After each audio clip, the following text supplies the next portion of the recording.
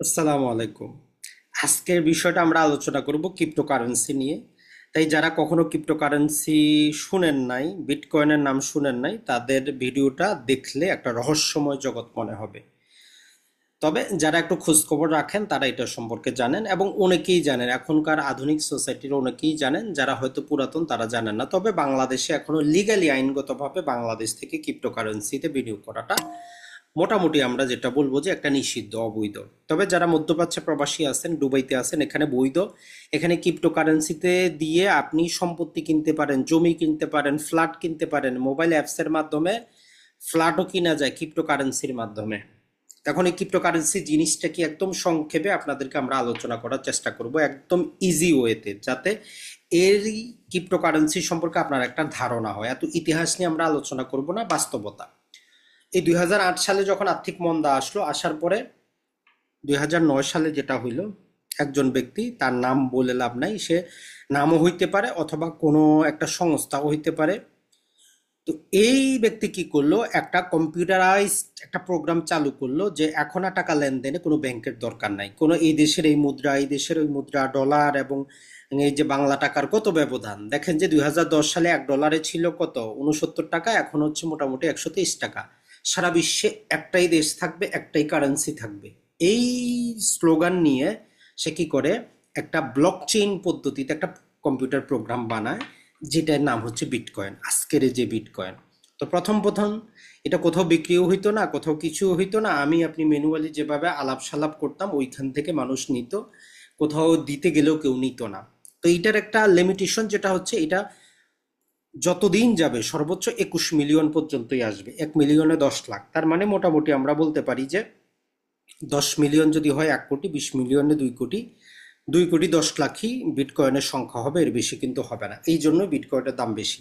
তাহলে বিটকয়েনটা মূলত আপনার কি, ক্রিপ্টোকারেন্সির মধ্যে বিটকয়েনটা কি, বিটকয়েনটা হচ্ছে ইন্টারন্যাশনালি টাকা পয়সা লেনদেন করার জন্য কোনো ব্যাংকের দরকার নেই। আমার কাছে বিটকয়েন আছে, আপনাকে পাঠাই দিলাম, আপনি আপনার দেশ থেকে নিয়ে নিলেন, 1 সেকেন্ডে চলে যাবে। তার মানে ব্যাংকিং ট্রানজ্যাকশনটাকে ইজি করার জন্য এটা হয়েছে। কোনো প্রকার হ্যাক হওয়ার সম্ভাবনা নাই, নানা প্রকার কিছু নেই, কারণ এটা ব্লক চেইন পদ্ধতি। এখন ব্লক চেইন কি, এটা আবার বিশাল আলোচনা। এতটুকু মনে রাখেন, যেমন আপনি বিয়ে করলে গ্রামের মধ্যে সবাইকে জানিয়ে দেন আপনি বিয়ে করছেন। এখন আপনি যদি গ্রামের অন্য কোনো মেয়েকে বিয়ে করতে যান, সবাই জানবে যেহেতু বিবাহিত। সেম এইরকম কোনো একটা বিটকয়েন যদি হ্যাকও হয়, সবাই জানতে পারে কে লেনদেন করতেছে, এটা জানতে পারে না লেনদেন হচ্ছে কার কাছে গেছে, সঠিক কাছে আছে কিনা। তো এটা হচ্ছে বিটকয়েন। তো সেই 2010 থেকে আজকে যদি 2025, $1-এরও কমে যে বিটকয়েন ছিল, এটা এক একটা বিটকয়েন আজকের বাজারে, আজকে 1,25,000 ডলার হয়েছিল, কমে কমে আজকে একটু ধস আসার কারণে $1 লক্ষ কিন্তু, $1 লক্ষ আসছে। এটা আবার বাড়বে। এইটা হচ্ছে বিটকয়েন। এখন এইভাবে যাওয়ার পরে পরবর্তীতে ব্লক চেইন পদ্ধতির উপর ভিত্তি করে যেটা আসলো, সেটা হচ্ছে যে স্মার্ট বিভিন্ন চুক্তি, কন্ট্রাক্ট যেগুলো আমরা করি ম্যানুয়ালি, যেগুলো করতেছি, জমি বিক্রি করব, জমি ক্রয় করব, কোম্পানির সাথে চুক্তি করে, এগুলাকে ডিজিটালাইজ করার জন্য তারা ব্লক চেইনের মাধ্যমে নিয়ে আসলো ইথেরিয়াম। তার মানে ইথেরিয়াম জিনিসটা কি, বাস্তবে এটার ভিত্তি আছে। আমি আপনার সাথে চুক্তি করতেছি মৌখিকভাবে, এটা ইথেরিয়ামের মাধ্যমে আমি করতেছি। তো এই ইথেরিয়ামের মাধ্যমে আপনি যে কোনো সময় চুক্তি করতে পারেন যে 1 মাসের মধ্যে টাকা নিলেন, টাকা যদি না দিতে পারেন এই পরিমাণটা আপনার হয়ে যাবে, অটোমেটিক হয়ে যাবে, কাউকে জিজ্ঞেস করার দরকার নাই, বাই ডিফল্ট সময়ের কারণে এটা এক্সিকিউশন হয়ে যাবে। তো এটা যেটা করলো, অনেক বিভিন্ন আমেরিকা বা উন্নত বিশ্বে অনেকজন ব্যবহার করতেছে, তাদের কাজে আসতেছে। তাইলে আপনি ইথেরিয়ামও বুঝলেন। এখন সমস্যা হচ্ছে ইথেরিয়ামটার মধ্যে খরচটা একটু বেশি।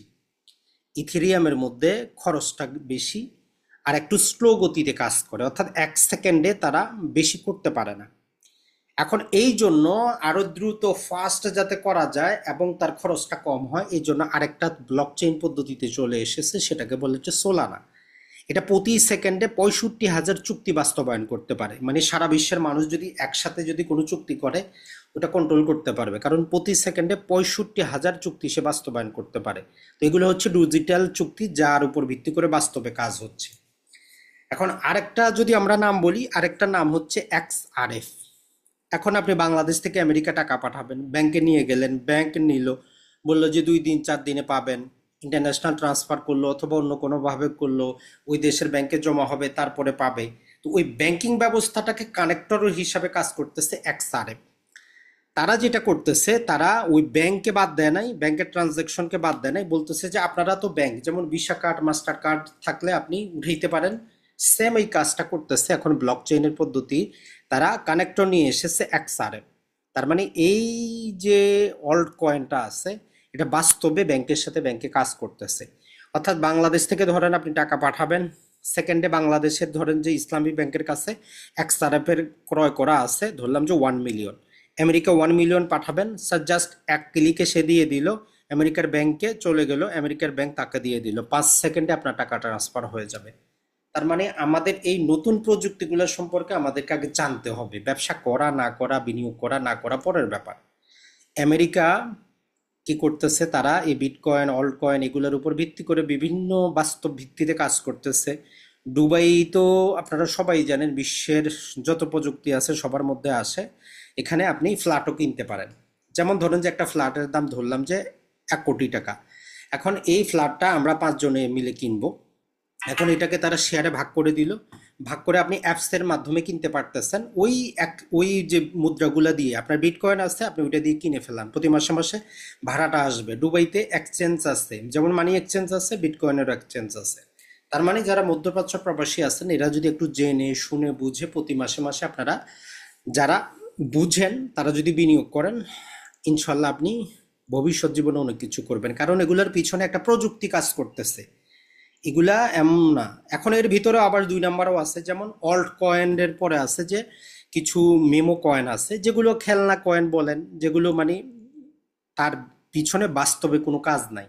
তো ওই কয়েনগুলা যেটা হয় মাঝে মধ্যে, এটা 1000 গুণে এক মাসে বাড়ে, 1000 গুণ, মানে 1 টাকা 1000ও হয়ে যেতে পারে, 1 লাখ টাকা থাকলে 1 কোটিও হইতে পারে, আবার জিরো হয়ে যেতে পারে। তো ওইগুলাতে কারা করে, যারা ধরেন যে বিটকয়েন, ইথেরিয়াম, সোলানা, এক্সআরপি এগুলার মধ্যে যারা বিনিয়োগ করে, তারা কিছু টাকা বাঁচলে ওইখানে করে। এখন এই বিটকয়েনের জগতে আরো কিছু আছে, জাস্ট একটু নাম শুনবেন, দেখবেন যে সেখানে ইউএসডি ডিসি, ইউএসডি ডিটিও আছে। এখন আপনার ধরলাম যে $1 লাখ বিটকয়েন আছে, এখন আপনি চিন্তা করতেছেন বিটকয়েনের দামটা কমে যাবে, আপনি বিক্রি করে টাকাটা উঠাইলে খরচ হবে, তো আপনি সেইটা বিক্রি করে ওই যে ইউএসডিটিটাই রাখতে পারবেন, মানে ওই ডলার ডলার হিসাবে থাকবে। তাহলে ইউএসডিটি বা ইউএসডিসি এটা আপনাকে লাভ মুনাফা কিছুই দেয় না, এটা একটা সেফ হাউস হিসাবে কাজ করে। পরে যখন আবার দাম কমে গেল, আপনি তখন ওই টাকা দিয়ে কিনতে পারবেন। এখন এই যে মানি এক্সচেঞ্জগুলো আছে, বাইন্যান্সের নাম আমরা অনেকেই শুনেছি, তো এরা বলতেছে যে আমার এক্সচেঞ্জিভ লেনদেন করতে আপনি আমার মুদ্রা ব্যবহার করবেন, বিএনবি বানিয়ে রাখছে। তো সোলানা যেটা আমরা বললাম, তারা বলতেছে আমারটার জন্য আপনি আমার সোলানা কয়েন ব্যবহার করবেন। তো এটাই হচ্ছে মূলত আমাদের এই ক্রিপ্টোকারেন্সির খেলা। তাহলে ক্রিপ্টোকারেন্সিটা কোনো জাদুকরি জিনিস না, এটা হচ্ছে কম্পিউটারাইজড প্রোগ্রাম। এর মধ্যে বিটকয়েনটাকে আমরা বলি যে মাদার অফ ক্রিপ্টোকারেন্সি। কারণ এইটা হচ্ছে যে সীমিত, এটার সংখ্যা কোনোদিন বাড়বে না, 21 মিলিয়নের উপরে যাবে না। কিন্তু এই যে ইথেরিয়াম, সোলানা আছে, এর উপর ভিত্তি করে বাস্তবে একটা কাজ হচ্ছে, চুক্তি আছে, নানা প্রকার কাজ কিন্তু হচ্ছে। তো এই জগৎটা আশা করি যারা আরো ভালো বুঝতে পারবেন, আর এগুলো নতুন প্রযুক্তি, সবসময় নতুন কিছুই আসবে। হয়তো আপনি আমার চাইতে আরো ভালো জানেন, বেশি জানেন, কমেন্ট করে জানাবেন। আমরা চাই যে সবাই জানুক, বিনিয়োগ করা না করা আপনার ব্যাপার। আসসালামু আলাইকুম। আরেকটা কথা বলে দিই, দাম কমছে বলে আপনার টেনশনের কোনো কারণ নাই। আপনার যদি টাকা থাকে, বিটকয়েনে ক্রয় করার এখনই সময়।